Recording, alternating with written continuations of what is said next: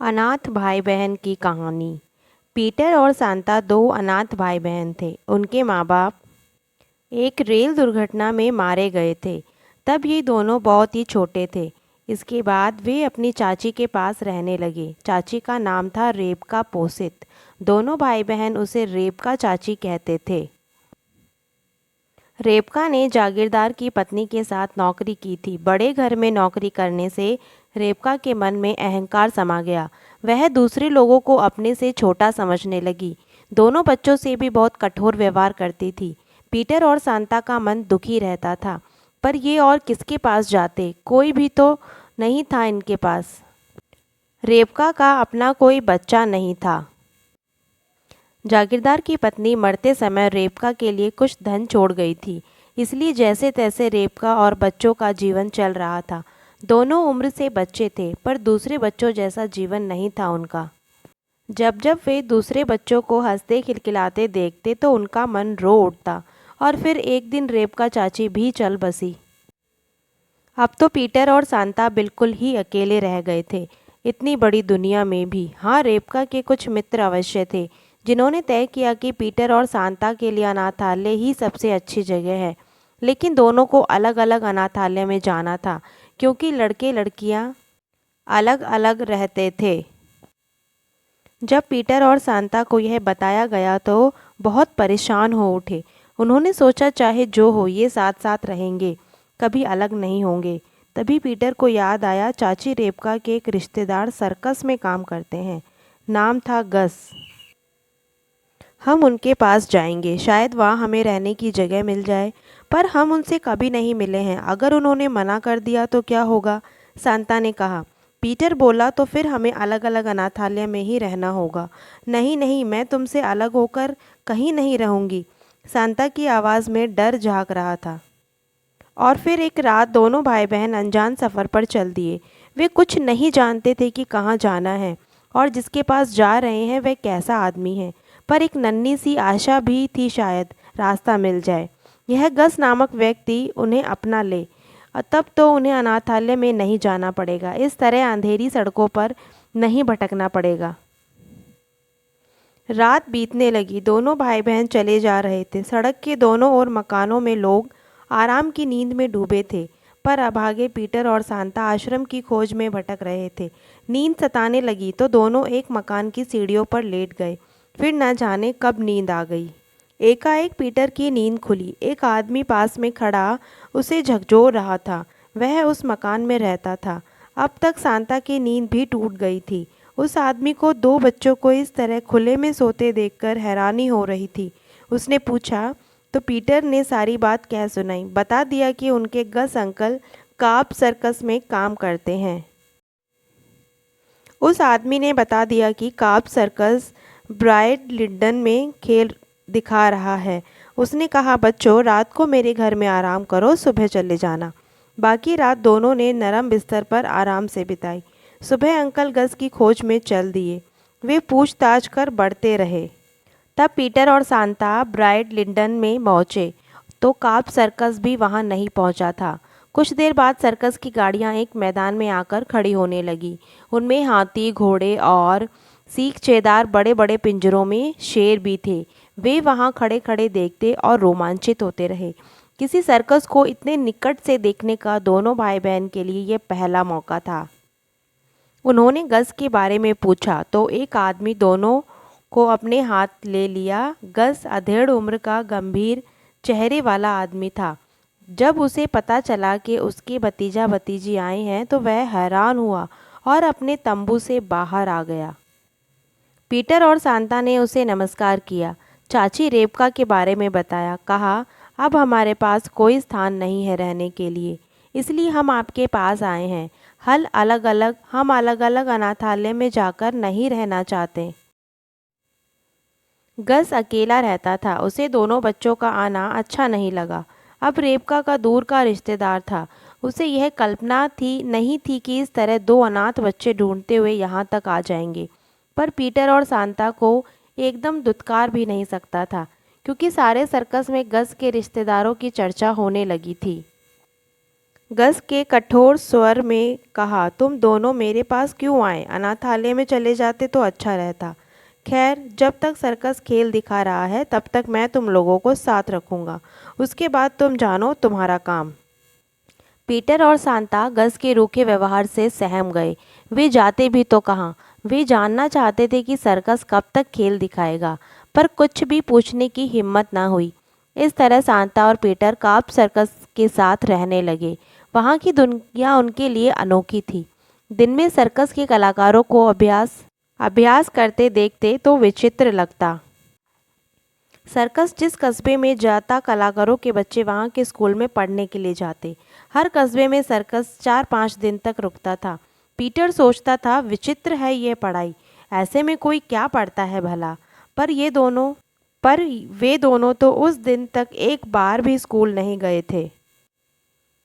गस के कहने पर वे बच्चों के साथ एक स्कूल में गए। वहाँ छात्रों ने इनका खूब स्वागत किया। छात्रों ने पीटर और सांता का परिचय पूछा तो पीटर ने संकोच से कहा, हम सर्कस वाले नहीं हैं, हम तो थोड़े समय के लिए आए हैं। फिर भी वे इस प्रश्न का उत्तर नहीं दे सके कि वे कहाँ से आए हैं। सर्कस कलाकारों के बच्चे स्कूल में करतब दिखाने लगे, पर सांता और पीटर के पास दिखाने के लिए कुछ नहीं था। सच तो यह था कि रेबका चाची ने उन्हें कुछ भी नहीं सिखाया था। दोनों भाई बहन सर्कस वाले बच्चों से अलग खड़े थे। सांता ने कहा, मैं सर्कस के करतब तो नहीं जानती, पर कुछ अच्छा वायलिन बजा सकती हूँ। और मैं लैटिन जानता हूँ, पीटर ने गर्व से कहा। वे दोनों झूठ बोल रहे थे। गस ने यह सुना तो उसने सांता से कहा, मैंने सुना तुम बहुत अच्छा वायलिन बजाती हो, सबको कोई धुन सुनाओ। उस समय गस के आसपास कई लोग बैठे थे। अब तो सांता के काटो तो खून नहीं। वायलिन लाया गया, पर सांता ठीक से न बजा सकी और उसकी हंसी उड़ाने लगे। पीटर डर रहा था कि कहीं उसके लैटिन ज्ञान की परीक्षा ना लेने लगे। एक रात पीटर और सांता को नींद नहीं आ रही थी। सर्कस का शोर शांत हो चुका था। कलाकार दर्शकों की भीड़ के सामने अपना कौशल दिखाकर आराम से सो रहे थे। पशुओं के बाड़ों में भी शांति थी। तभी सांता ने कहा, पीटर, हम यहाँ रहते हुए भी यहाँ के नहीं हैं। हाँ सांता, यहाँ हमें कोई नहीं जानता। गस अंकल तो ज़रा भी पसंद नहीं करते। आखिर हम क्या करें? हमें गस अंकल का मन जीतना चाहिए, सांता ने पीटर से कहा। तभी हम यहाँ रह सकेंगे। वे गस अंकल को कैसे खुश कर सकते हैं, इसी पर सोचते सोचते सो गए। सुबह हुई तो सांता ने डेयरी की सफाई करके नाश्ता बनाना शुरू किया। उसे आशा थी नाश्ता करके गस उसकी तारीफ करेगा, पर उसे निराशा होना पड़ा। गस ने कहा, सांता, तुम्हें नाश्ता बनाना नहीं आता, आगे कभी मत बनाना। दुख और अपमान के कारण सांता रो पड़ी। उधर पीटर गस की कार को चमकाने में लगा था। उसे लग रहा था गस अंकल उसकी मेहनत से प्रसन्न होकर उसे शाबाशी देंगे, पर गस ने देखकर मुंह चढ़ा लिया। कहा, यह तुम्हारा काम नहीं, जाकर बच्चों के साथ खेलो। पीटर और सांता का मन रो उठा। उन्हें लगा कि वे गस का मन कभी नहीं जीत सकेंगे। पीटर ने सांता से कहा, बहन, मैं सोचता हूँ हम कोई और रास्ता अपनाना होगा। हाँ, मेरा भी यही ख्याल है, सांता बोली। उस दिन से उन्होंने गस को प्रसन्न करने की कोशिश छोड़ दी। सांता लड़कियों को सर्कस के करतब सिखाने वाली महिला के पास गई। उसने उससे सीखने की इच्छा प्रकट की। पीटर बेन नामक व्यक्ति के पास गया। बेन घुड़सवारी का प्रशिक्षण देता था। वह पीटर को प्रशिक्षण देने के लिए तैयार हो गया। पीटर और सांता चुपचाप सीखने लगे। यह सब वे गस से छिपकर कर रहे थे। वे उसे चौंका देना चाहते थे। पीटर सुबह मुंह धोकर अंधेरे में सीखने के लिए निकल जाता। इसी तरह दिन बीत रहे थे। गस को पीटर और सांता के बारे में सचमुच कुछ पता नहीं था। वह उन्हें अपने पर बोझ मान रहा था। चाहता था कि सर्कस का सीज़न ख़त्म हो तो वह दोनों से छुट्टी पा ले। एक सुबह सर्कस में हड़कंप मच गया। सब इधर उधर भाग दौड़ कर रहे थे। पीटर भी बाहर आकर देखने लगा। सब हाथियों के बाड़े की तरफ दौड़े जा रहे थे। पता चला रानी नामक हथिनी गुस्से में है। उसने महावत को उठाकर फेंक दिया था और न जाने क्या कर बैठे। पीटर जाकर बाड़े के बाहर खड़ा हो गया। रानी बार बार सूंड उठाती और इधर से उधर हिलाती। सब कह रहे थे दूर रहो, पर पीटर न जाने कब रानी के पास जा पहुंचा। वह हथेली से रानी की सूंड थपथपाने लगा। पर ऐसा कुछ ना हुआ। पीटर द्वारा इस तरह सूंड थपथपाने से रानी की उत्तेजना शांत होती गई। पीटर की जेब में गाजरें थी। उसने गाजरें दी तो रानी खाने लगी। कुछ देर में वह सामान्य हो गई। पीटर बहुत देर तक रानी के पास खड़ा दुलारता रहा। पूरे सर्कस में पीटर के साहस की चर्चा थी। लोग कह रहे थे अगर पीटर ना होता तो रानी न जाने क्या कर डालती। पीटर सोच रहा था क्या गस अंकल ने भी यह बात सुनी होगी। वह सर्कस का आखिरी दिन था। गस ने पीटर और सांता से कहा, अब मैं तुमसे विदा लूँगा। मैंने तुम दोनों के लिए एक स्कूल में व्यवस्था कर दी है। तुम्हारी रेबका चाची के मित्र तुम्हारी देखभाल करेंगे। रेबका चाची के मित्रों के पास जाने की बात सुन दोनों परेशान हो उठे।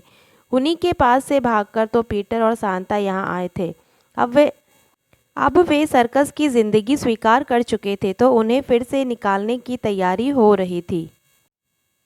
उसी रात सर्कस के तंबू में आग लग गई। घोड़े उसमें फंस गए। पीटर ने देखा तो फिर दौड़ता हुआ तंबू में घुस गया। घोड़ों के बंधन खोलकर बाहर ले आया। इस काम से उसे चोट भी आई पर उसने परवाह नहीं की। उसे खुशी थी कि उसने घोड़ों को जलने से बचा लिया था। अगली सुबह सब विदा हो रहे थे। सर्कस का सामान गाड़ियों में लादा जा रहा था। पीटर और सांता एक तरफ खड़े थे। वे किसी के नहीं थे। कोई नहीं था उनका। तभी सर्कस के मालिक ने गस से कहा, मैंने सुना है तुम दोनों बच्चों को दूर के स्कूल में भेज रहे हो। यह तो ठीक नहीं है। अब ये हमारे हैं, ये कहीं नहीं जाएंगे, हमारे साथ ही रहेंगे। और इस तरीके से आखिरी में इन दोनों बच्चों को अपना परिवार मिल गया। सुनकर अच्छा लगा। और ऐसी ही और अनोखी स्टोरीज सुनने के लिए चैनल को सब्सक्राइब करना ना भूलें, वीडियो को लाइक करें और बेल आइकन ज़रूर दबाएं ताकि नोटिफिकेशन सबसे पहले आपको मिले। Thank you so much.